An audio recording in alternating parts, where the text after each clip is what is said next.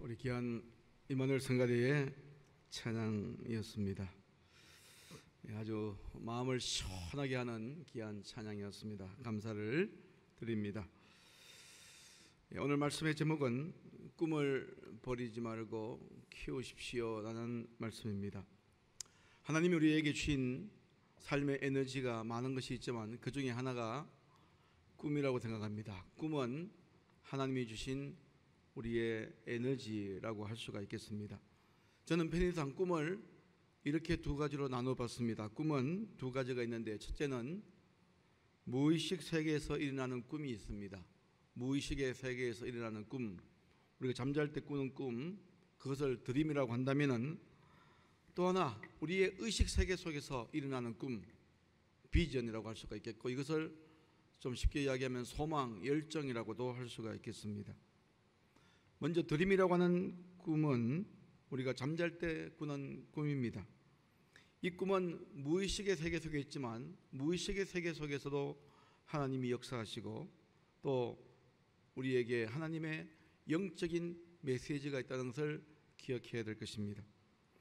우리 안에 영으로 계시는 하나님께서 우리에게 어떤 느낌과 어떤 상징과 어떤 말씀을 통해서 우리의 꿈을 통하여 말씀하십니다. 그래서 우리 그리스도인들은 꿈자리가 사납다 이렇게 말씀해서는 안 됩니다. 꿈조차 하나님이 다루실 수 있도록 우리의 삶이 주님을 향하여 집중해야 될 것입니다.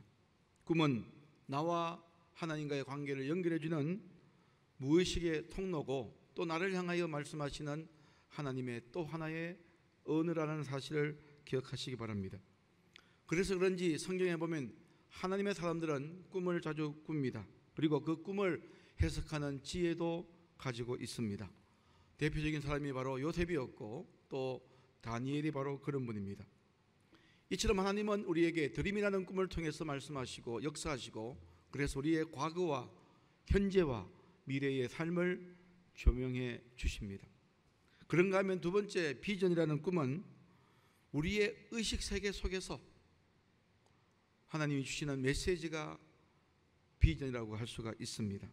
일반적인 꿈, 잠잘 때 꾸는 꿈이 우리의 의지와 상관이 없다면 비전이라는 꿈은 우리의 의지와 밀접한 관련이 있다는 것을 기억해야 될 것입니다.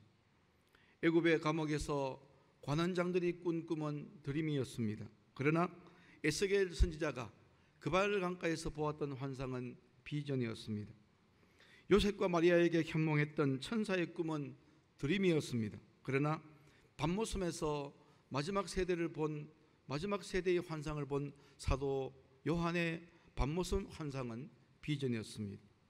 솔로몬이 성전을 짓고 보았던 것은 드림이었지만 요엘 선지자를 통하여 말씀하신 하나님의 꿈은 비전이었습니다. 요엘 2장 28절입니다. 그 후에 내가 내 영을 만민에게 부어주리니 너희 자녀들이 장래일을 말할 것이며 너희 늙은이들은 꿈을 꿀 것이며 너희 젊은이는 이상을 볼 것이며, 여기 나오는 꿈과 이상은 비전을 의미합니다. 이렇듯 하나님은 우리에게 드림이라는 꿈과 비전이라는 꿈을 통해서 역사하십니다. 그런데 사실 하나님도 꿈을 꾸셨다는 것을 아십니까? 저는 꿈은 바로 하나님으로부터 시작된 것이라고 생각합니다. 하나님이 태초에 세상을 만드셨다고, 태초에 말씀으로 세상을 만드셨다고 창세기는 기록하고 있습니다. 창세기 1장 3절입니다. 하나님이 이르시되 빛이 있으라 하시니 빛이 있었고, 빛이 있으라고 말씀하시니까 빛이 생겨났다는 것입니다. 여러분, 하나님이 마술사입니까? 그냥 말만 한다고 되는 것입니까? 열려라 참게 한다고 다 되는 것입니까? 그것은 아닐 것입니다. 말씀으로 세상을 만드셨다는 것은 그 말씀 자체가 하나님의 의지요, 하나님의 뜻이요, 하나님의 꿈이라고 할 수가 있는 것입니다. 그런 의미에서 하나님의 꿈이 현실화의 열매를 맺게 된 것이 바로 오늘 우리가 살고 있는 세상이라는 것입니다. 그러고 보면 성경에 나오는 수많은 믿음의 조상들의 이야기할 때도, 그들의 이야기를 할 때도 꿈 이야기를 참으로 많이 하는 것을 보게 됩니다. 보이지 않는 하나님의 약속을 꿈으로 생각하고, 보이지 않는 꿈을 하나님의 약속으로 생각하고, 그 꿈이 현실로 나타날 줄 믿고 살아온 사람들의 이야기가 창세기에 나오는 족장들의 이야기고 구약 성경에 나오는 믿음의 조상들의 이야기라는 것입니다. 성경은 꿈꾸는 자들의 꿈을 이루어가는 이야기입니다. 그런 의미에서 인간의 역사는 처음부터 태초부터 오늘에 이르기까지 하나님이 심어주신 꿈의 역사라고 해도 과언이 아닌 것입니다. 그러나 인류 진보의 하나하나가 이 하나님이 주신 꿈의 소산임에도 불구하고 오늘날처럼 꿈이 버려진 세상은 없었던 것 같습니다. 사회학자들은, 인류학자들은 오늘의 시대를 가리켜서 꿈을 상실한 시대라고 말합니다. 오늘 우리가 살고 있는 이 사회가 이렇게 각박하고 이렇게 혼란스럽고 또 이렇게 폭력적이고 이렇게 풍요 가운데서도 빈곤을 느낄 수밖에 없는 까닭은 눈앞에 있는 현실만 생각하고 꿈을 잃어버린 사람들이 모여 있기 때문입니다. 현대인들이 왜 방황하고 좌절합니까? 왜 우울로 인한 좌절이 날마다 증가할 수밖에 없는 것일까요? 그 원인은 우리 모두 꿈을 잃어버렸기 때문입니다. 눈앞에 보이는 경쟁에서 이겨야 되고 지면 탈락합니다. 성공과 성장 신화가 나름대로의 맑고 밝은 우리의 꿈을 가지고 살아야 될 우리들의 꿈을 모두 빼앗아가 버린 것입니다. 어린 시절 밤하늘의 별을 쳐다보면서 미래를 그리며 꿈을 꿀 때가 있었습니다.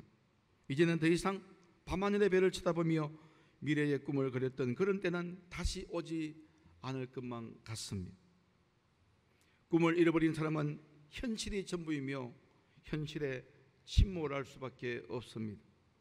그러나 오직 꿈꾸는 자만이 보람찬 미래로 발걸음을 옮길 수가 있는 것입니다. 사람의 사람됨은 꿈을 갖는 데 있다고 누군가가 말씀했지요. 바로 이 꿈과 소망을 품고 그것의 실현을 확신하고 오늘을 사는 것이 믿음입니다. 믿음은 다른 것이 아닙니다. 우리가 소망의 꿈을 가지고 그 꿈이 이루어질 그 실현의 그날, 열매 맺는 그날을 바라보며 참고 견디며 성실하게 살아가는 것이 바로 우리의 믿음인 줄로 믿습니다. 히브리서 11장 1절은 우리에게 아주 소중한 메시지를 전달해주고 있습니다. 믿음은 바라는 것들의 실상이요 보이지 않는 것들의 증거니. 소망 가운데 꾼 그 꿈이 비록 눈에 보이지 않는 것이지만 성도들은 그 보이지 않는 소망의 꿈이 기필코 이루어질 것이라고 믿고 사는 사람이 성도의 인생인 줄로 믿습니다. 믿음으로 보면 꿈과 현실은 분리될 수가 없습니다. 꿈과 현실은 마치 동전의 양면처럼 밀접한 연관성이 있습니다. 소망 중에 꾼 꿈이 바로 우리의 삶의 진정한 가치요 의미가 되는 그런 삶을 살아갈 수 있게 되기를 주님의 이름으로 축원합니다. 이런 관점에서 오늘 본문에 나오는 요셉의 꿈은 단순한 꿈 같은 이야기만은 아닙니다. 어느 날 하나님께서 요셉에게 꿈을 꾸게 하셨습니다. 그 꿈이 창세기 37장 7절입니다. 우리가 밭에서 곡식단을 묶더니 내 단은 일어서고 당신들의 단은 내 단을 둘러서서 절하더이다. 어느 날 요셉에게 보이신 하나님의 꿈은 어떤 꿈이었을까요? 곡식을 거두고 곡식단을 묶는데 요셉이 거둔 곡식단 앞에 형들이 묶은 곡식단이 절을 하는 꿈을 꾸었습니다. 곡식단을 의인화시킨 꿈이었습니다. 어떻게 보면 그 요셉의 꿈은 건방진 망상 같기도 하고 또 이것 때문에 형들에게 미움을 받아 마땅하다고 생각할 수도 있을 것입니다. 그러나 요셉의 인생을 길게 보면 그 요셉의 창세기 37장 7절의 꿈이 요셉이 성공하게 된, 요셉이 애굽의 총리가 되게 된 중요한 계기가 되었다는 것을 알 수가 있습니다. 당시 요셉이 이제 애굽의 총리가 되었을 때 세계적으로 큰 기근이, 큰 가뭄이 일어났습니다. 애굽 땅이나 전 세계가 심각한 기근으로 먹고 살기가 힘들었습니다. 그런데 요셉이 꿈의 해몽에 은혜가 있어서 그 꿈의 해몽을 잘해서 기근이 오기 전에 애굽 땅에 총리로 있으면서 곡식을 잘 비축했습니다. 그래서 가뭄이 와도 절대로 어려움이 없을 정도로 끄떡없을 정도로 이제 준비를 대비했습니다. 그리고 당시 기근을 통해서 어려움을 겪는 주변 국가들에게 그 곡식을 팔아가지고 애굽이 큰 이득을 취했습니다. 그때 가나안에 살고 있었던 요셉의 형들도 애굽으로 찾아와서 곡식을 얻으려고, 곡식을 사가려고 왔습니다. 이때 총리가 된 애굽의 총리가 된 요셉 앞에 형들이 자기의 동생인지도 모르고 애굽의 총리인 줄 알고 요셉의 앞에서 무릎을 꿇고 엎드려서 곡식을 구걸하고 있는 그 모습을 볼 때 창세기 37장 7절에 곡식단의 그 꿈이 이루어지고 있었음을 우리는 알 수가 있습니다. 이렇게 보면요, 요셉의 인생을 통해서 하나님께서는 요셉을 통하여 꿈의 농사를 지으신 것입니다. 이렇게 생각하시면 됩니다. 하나님 우리에게 꿈을 심어주시고 그 꿈이 이루어지기 위하여 계속 땅도 다져주시고 뿌리도 가꾸어 주시고 거름도 주시고 비바람도 잘 이기게 하시고, 그래서 꿈의 농사에 열매를 거두게 하시는 것이 바로 우리를 향하신 하나님의 바람입니다. 그런데 여러분, 어디 농사가 쉽습니까? 우리가 먹는 그 농작물들이 우리에게 오기까지 농사의 손길이 엄청나다는 것을 여러분들은 잘 아실 것입니다. 농사는 쉽지가 않습니다. 비바람도 폭풍우도 견뎌야만 합니다. 마찬가지입니다. 요셉의 꿈의 농사도 예외는 아니었습니다. 요셉이 곡식단 그 꿈을 꾼 후에 애굽의 총리가 되기까지 그야말로 요셉의 인생 역정은 파란만장했다는 것이 바로 성경의 기록입니다. 형들의 미움을 받고 구덩이에 빠집니다. 그리고 노예가 되어서 애굽으로 팔려갑니다. 애굽의 왕실 경호대장 집에서 노예로 있다가 모함에 빠져서 억울한 옥살이를 합니다. 이렇게 요셉에게는 20년이라는 긴 세월을 뼈를 깎는 고통과 역경의 시간이 있었다는 것을 우리는 잘 알고 있습니다. 그래서 성경에서 요셉을 이야기할 때마다 요셉의 눈물을 자주 언급해요. 그만큼 요셉이 힘든 세월을 보냈다는 것이지요. 시편 126편 5절로부터 6절입니다. 눈물을 흘리며 씨를 뿌리는 자는 기쁨으로 거두리로다. 울며 씨를 뿌리러 나가는 자는 반드시 기쁨으로 그 곡식단을 가지고 돌아오리로다. 꿈의 실현 과정에서의 눈물과 고난과 역경은 필수 과목입니다. 고난과 역경을 통해 보이지 않는 소망과 꿈을 드디어 이루게 되는 것입니다. 그런데 중요한 것은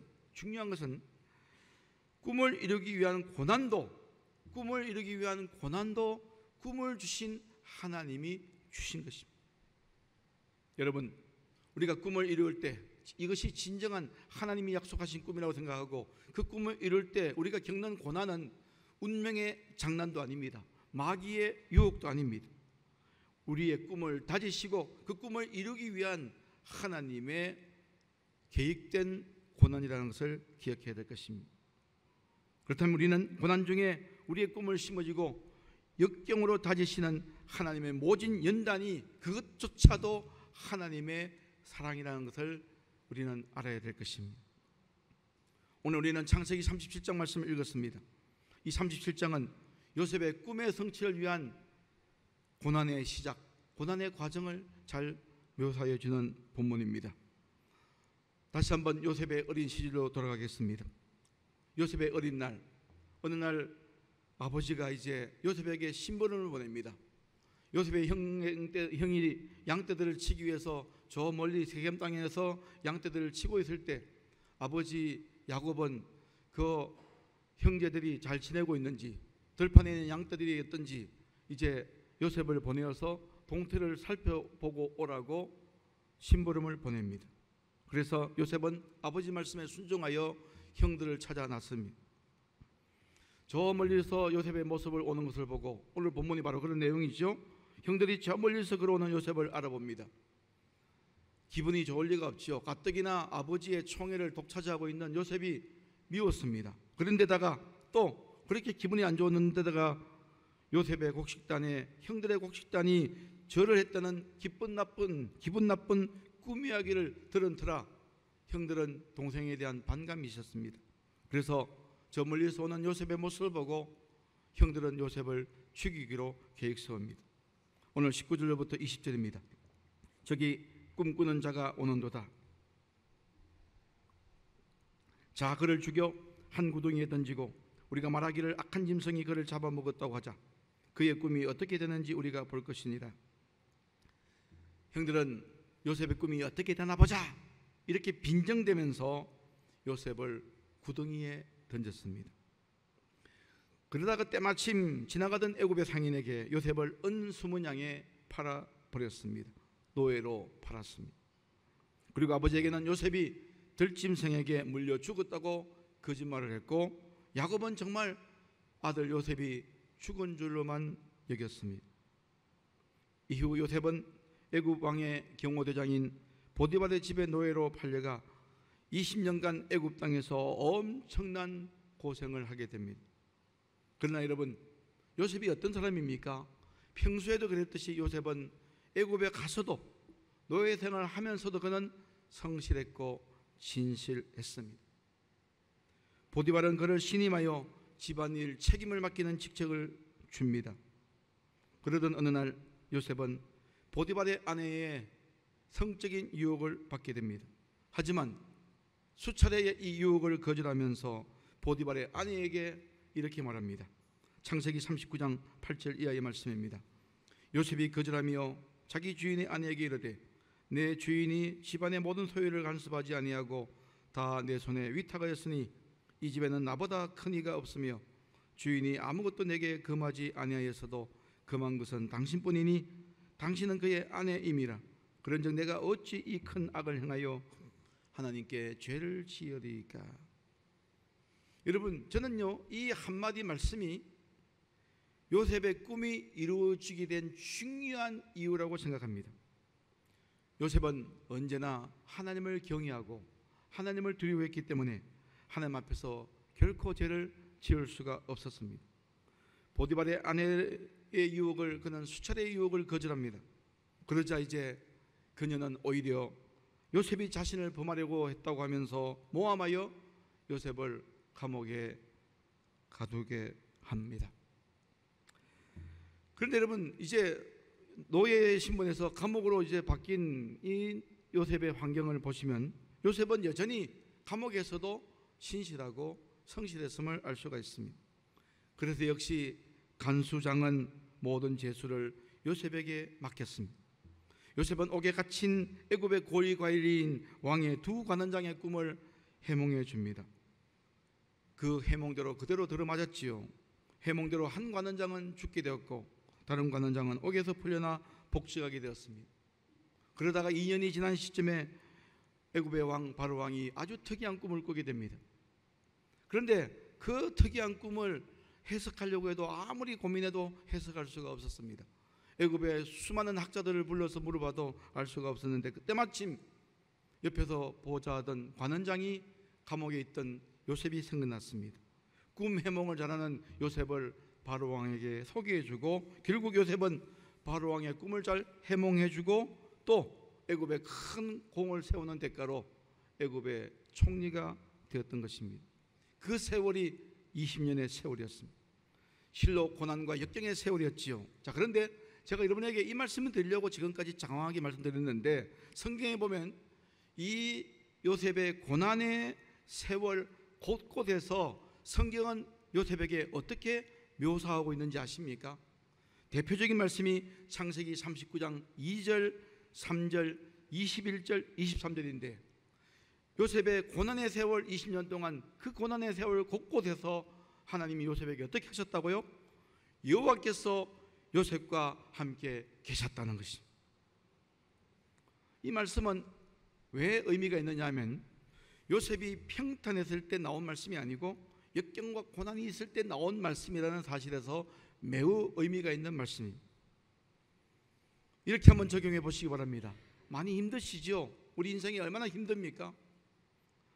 우리가 힘들지라도 우리가 반듯하게 서 있기만 하면 거기에 누가 계십니까? 하나님이 계십니다. 요셉이 구덩이에 빠졌을 때도 감옥에 있을 때도 노예 생활 때도 그는 결코 혼자가 아니었습니다. 하나님께서 살아계신 하나님, 완전하신 하나님께서 요셉과 함께 하셨습니다. 마찬가지입니다. 하나님은 탄탄대로의 인생길에만 함께 하시는 것이 아니라 비록 힘이 들더라도 나를 향한 하나님의 꿈이 진행되어가는 그 자리에는 하나님께서 반드시 계시다는 것입니다. 하나님이 심어주신 꿈을 이행하다가 지쳤다고 해서 낙심하지 마십시오. 우울에 빠지지 마십시오. 울지 마십시오. 그럴 때 반드시 우리의 꿈이 진행되는 그 순간에도 우리 하나님께서 함께 하시는 줄로 믿습니다. 하나님은 우리의 꿈을 통해서 꿈 농사를 하시는 분이십니다. 하나님은 우리의 고난을 통해서 꿈 농사를 지으시는 분이십니다. 이것을 잘 알고 있었던 요셉이었기 때문에 그는 언제든지 하나님을 두려워했고 하나님을 인정했고 하나님을 경외했습니다. 하나님을 두려워하는 사람은 꿈이 이루어지는 미래를 봅니다. 그리고 그 미래를 오늘부터 살고 있습니다. 그래서 어떤 어려움이 있어도 환경을 탓하지 않습니다. 주위 사람을 원망하지 않습니다. 여러분, 요셉도 마찬가지 아닙니까? 하나님의 뜻, 고난의 예정 속에 임하신 하나님의 뜻을 알고 있었기 때문에 그는 자신들을 팔아넘긴 형들을 다시 만났을 때도 형들을 원망하지 않았습니다. 지난 20년의 그 고난의 세월을 탓하지 않았습니다. 형들은 요셉을 구덩이에 던지며 그의 꿈이 어떻게 되냐 보자라고 하면서 빈정댔지만 여러분, 오히려 구덩이에 빠진 그 꿈이 바로 구덩이에 빠진 그 요셉의 꿈이 끝나는 것이 아니라 그 꿈은 요셉에게 새로운 꿈의 열매를 향하여 가는 시작임을 보여주었던 것입니다. 역경과 고난 속에서도 꿈을 버리지 않고 그 고난이 꿈을 이루시는 하나님의 역사임을 믿으며 살아간 요셉의 믿음, 오늘 우리 모두가 배워야 될 신앙인 줄로 믿습니다. 여러분, 소나기 후에 7색깔 영롱한 무지개가 있듯이 우리가 겪는 인생살이의 아픔은 꿈을 다지시는 하나님의 농사의 과정임을 믿으시기 바랍니다. 이것이 믿음이에요. 우리가 이 믿음의 눈을 뜰 수만 있다면 여러분, 우리는 고난 가운데서도 영광을 상상할 수가 있는 줄로 믿습니다. 죽음 속에서도 부활을 상상할 수가 있습니다. 요셉은 창세기 5장 50장 20절에서 우리의 꿈을 방해하는 사람들의 악한 공격까지도 하나님께서 선으로 바꾸신다고 고백하고 있습니다. 창세기 50장 20절 말씀 보세요. 당신들은 나를 해하려 하였으나 하나님은 그것을 선으로 바꾸사 오늘날 같이 많은 백성의 생명을 구원하게 하시려 하신다니. 여러분, 맞습니다. 그렇습니다. 꿈이 있는 자의 인생은 하나님께서 악도 선으로 바꾸어 주시는 것이 바로 하나님의 나를 향하신 위대한 역사인 줄로 믿습니다. 꿈을 가지고 꿈이 있는 인생을 사는 사람의 모습은 원망도 감사로 고백될 수가 있고 불평도 원망도 찬송의 고백으로 바꾸어 부를 수가 있는 줄로 믿습니다. 그런 의미에서 오늘 우리가 다니고 있는 이 교회는 꿈을 꾸는 공동체입니다. 교회에서 나누어주는 전도는 세상의 꿈을 파는 슈퍼마켓으로서의 역할을 하는 것입니다. 그 꿈이 삶이라는 재단에서 뜨겁게 불태워지는 것이 바로 예배라고 생각합니다. 여러분, 기도가 뭘까요? 꿈을 비는 마음이 기도인 줄로 믿습니다. 또 꿈을 향한 절실함이 하늘에 닿는 것, 이것이 우리의 신앙이지요. 나의 꿈을 향한 절실함이 하나님께 상달되는 것, 이것이 바로 믿음의 생활인 것입니다. 여러분, 하나님께서 오늘 또 우리의 마음밭에 꿈의 씨앗을 뿌려주시고 고난으로 다져주시고 기어이 풍성한 추수를 하실 것이라는 사실을 믿음으로 받아들일 수 있게 되기를 주님의 이름으로 축원합니다. 흔히 우리는 꿈 같은 일이라 하여 이루어지지 않는 것을 꿈이라고 생각합니다. 그리고 그 꿈이 이루어지는 것을 기적이라고 말합니다. 이것은 잘못된 생각이지요. 여러분, 꿈이 이루어지는 것은 기적이 아닙니다. 당연한 믿음의 결과인 것입니다. 우리가 꿈을 꾼다는 것은 삶의 목적을 찾는다는 것이며 그 꿈에 도전한다는 것은 목적을 향하여 가겠다는 자기 믿음의 표현, 자기 의지의 표현인 것입니다. 꿈을 향하여 나아갈 길이 바쁜 사람은 우울할 틈도 없습니다. 아플 틈도 없습니다. 낙심할 틈도 없습니다. 우리가 왜 그런데도 불구하고 우리가 왜 꿈을 꾸지 못하는 것일까요? 우리의 꿈을 너무나도 낮은 현실에, 오늘의 현실에 맞춰져 있기 때문입니다. 그런 속담이 있죠. 못 오를 나무는 쳐다보지도 말라. 여러분, 앞으로 이런 속담은 마음속에 두지도 마십시오. 못 오를 나무라도 우리는 쳐다보기라도 해야 되는 것입니다. 꿈은 쳐다보는 순간부터 시작되는 것입니다. 그렇다면 여러분들의 꿈은 무엇입니까? 오늘 한번 곰곰이 한번 생각해 보십시오. 내가 인생을 살아가면서 하나님이 내 삶 속에 개입하시고 내 삶 속에 심어주신 하나님의 꿈은 무엇일까? 어떤 엄마는 자신의 핸드폰에 이제 전화가 오면 이름이 뜨지 않습니까? 아들 이름이 뜰 때 아들 이름을 쓰지 않고 오늘 성경 말씀 19절 말씀을 기록해 놓았습니다. 꿈꾸는 자가 오는도다. 아들이 전화가 오면 아들 이름이 떠오르지 않고 그 핸드폰에 꿈꾸는 자가 오는도다, 이것이 떠오른다고 합니다. 여러분, 아들하고 통화할 때마다 꿈을 빌어주고 꿈을 나누어주고 꿈을 공유하고 꿈을 함께 이루고 싶어하는 엄마의 간절한 소망이 그 아들의 꿈 속에 포함되어 있는 거 아니겠습니까? 여러분, 오늘 이 시간부터 여러분 자신의 꿈을 가꾸시고 꿈을 비십시오. 꿈을 비는 마음으로 살아가십시오. 자신의 꿈만이 아니라 가족들의 꿈도 빌어주시고 이웃들의 꿈도 빌어주시고 우리 공동체의 꿈도 빌어주시고 우리 민족의 꿈도 빌어주시고 개인적인 꿈만 아니라 우리 공동체의 꿈도 하나님 앞에 빌어주시기 바랍니다. 오늘 우리 장로님 기도도 하셨습니다. 이번 주간에 6.25 71주년이 있습니다. 오늘은 6.25 화해 기념주일입니다. 너무나 마음 아픈 것은 지구 최후의 분단 국가로서 아직도 우리 민족은 휴전 국가에 살고 있습니다. 정부들마다 거대한 프로젝트를 내세우고 남북 대화를 부르셨지만 한 번도 남북 대화가 제대로 된 적이 없습니다. 왜 남북 대화가 그토록 많은 투자를 하면서도 불구하고 대화가 결렬되는 것일까요? 왜 통일이 안 되는 것일까요? 저는 분명하게 말씀드리고 싶습니다. 평화 통일에 대한 꿈이 절실하지 않기 때문입니다. 남북 대화를 하면서도 다른 데 목적을 두고 대화를 하기 때문에 그 대화는 온전한 대화가 될 수가 없는 것입니다. 우리의 소원은 통일, 우리의 소원은 통일, 꿈에도 소원은 통일, 이정성 다해서 통일을 이루자라고 노래를 부르지만 한 번이라도 그 통일이 꿈에도 진정한 소원인가, 우리의 진정한 소원은 통일인가 생각해 보신 적이 있습니까? 우리 개인의 꿈도 중요하지만 이 민족의 하나됨의 꿈도 꾸어야 될 것입니다. 하나님은 하나됨을 원하십니다. 하나님은 조화를 원하십니다. 하나님은 협력을 원하십니다. 하나님은 균형을 원하십니다. 갈라섬과 배타적이고 반목과 갈등과 테러와 전쟁은 사탄의 언어인 줄로 믿습니다. 평화 통일이 우리 민족의 진정한 소원이 된다면 우리 민족 가슴에 절실한 통일에 대한 마음을 가지고 그 꿈을 비는 마음으로 하나님 앞에 진정성 있는 기도의 횃불을 높이 드려야 될 것입니다. 저는 마지막 군대 생활을 철원 땅에서 했습니다. 백마고지에서 했습니다.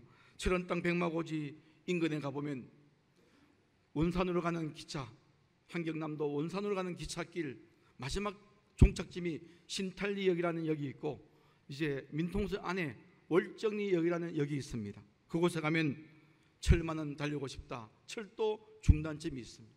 가보셨습니까? 여러분, 저는 저곳에 갈 때마다 철만은 달리고 싶다라는 그 싶다라는 단어 자체에 엄청난 전율감을 느낍니다. 철만은 달리고 싶다. 그저 철원 땅이 아닌 그 땅을 넘어 저 북녘 땅까지 월정리역에 가면 누군가가 쓴 식구인지 모르지만 짧은 식구가 적혀있는 비석이 있습니다. 그 시의 제목은 꿈을 비는 마음입니다. 조개 속 보드라운 살, 바늘에 찔린 듯한 상처에서 남도 몰래 저도 몰래 자라는 진주 같은 꿈으로 잉태된 내일이야. 꿈 아니곤 오는 법이 없다네. 여러분, 남과 북이 하나 되지 않으면, 이 하나됨의 꿈이 없으면 계속 이 한반도는 반목과 갈등과 전쟁만이 남게 될 것입니다. 여러분, 진주를 품는 조개는 어떤 조개입니까? 보드라운 진주, 보드라운 조개의 살 속에 모래가 스며 들어가서 살갗이 에이고 살갗이 찢어지고 고름도 나고 진물도 나는 그런 아픔을 견딘 조개만이, 그렇게 오랜 세월을 보낸 조개만이 진주를 품을 수가 있는 것입니다. 우리는 진주를 품는 마음으로 우리 가슴에 모래가 스며드는 아픔이 있다 할지라도, 피부가 찢어지는 아픔이 있다 할지라도, 피고름이 나는 아픔이 있다 할지라도 우리는 진주를 품는 마음으로, 꿈을 비는 마음으로 그렇게 살아가야 될 줄로 믿습니다. 결론입니다. 꿈과 현실은 언제나 하나입니다. 알고 보면 고난도 영광도 하나입니다. 부활은 반드시 고난의 십자가를 통해서 이루어지는 것입니다. 십자가 없는 부활은 있을 수가 없습니다. 우리가 꿈을 버리지 않고 가슴에 꿈을 품고 고난의 땅에서 힘써 그 꿈을 갖고 나갈 때 우리는 단순한 꿈이 아닌 현실의 열매라고 하는 엄청난 수확을 얻게 될 것입니다. 우리의 꿈이 귀할수록, 우리의 꿈이 귀한 꿈일수록 하나님께서는 그 꿈을 고난이라는 땅에 묻어 역경으로 다지신다는 것을 기억하시고, 오늘 어려워도 내게 심어진 그 꿈을 이루기 위해서 꿈을 비는 마음과 꿈을 이루려고 하는 그 실천 의지를 가지고 믿음의 주여 온전케 하시는 완전하신 주님을 바라보며 믿음으로 나아가는 저와 여러분 되어지기를 주님의 이름으로 축원합니다. 주신 말씀을 기억하시면서 우리 함께 묵상으로 기도하기를 원합니다.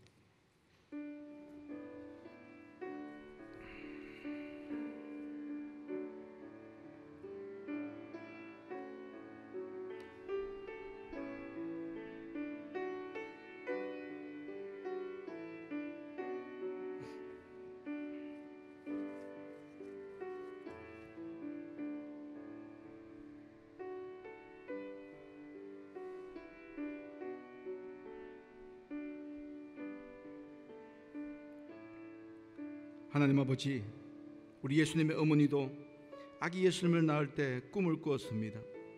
천사 가브리엘이 준 메시아의 꿈이었습니다.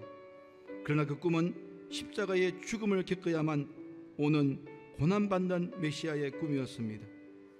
아들이 진 십자가를 바라보며 마리아는 어쩌면 그 태몽을 원망했는지도 모릅니다. 하지만 그 꿈이 이루어진 것이 바로 인류 구원의 성읍을 이루은 아름다운 열매가 있었다는 것을 우리가 기억합니다. 하나님, 우리도 그런 꿈을 꾸게 하시고 꿈을 위한 모험도 피하지 않게 도와주시옵소서. 오늘 우리는 하나님이 심어주신 꿈의 리스트를 작성하게 하시고 우리 모두 꿈꾸는 자 요셉처럼 꿈쟁이가 되게 도와주시고, 그냥 꿈만 꾸는 것이 아니라 깨어 그 꿈을 이루는 믿음의 노력도 함께 동반할 수 있도록 인도하여 주시며, 꿈을 이루어가는 과정 속에 겪는 고난도 하나님이 주신 것이라 믿고 소망 중에 믿음으로 반응하며 나아가는 저희들 되게 도와주시옵소서. 우리 구주 예수님의 이름으로 기도드립니다. 아멘.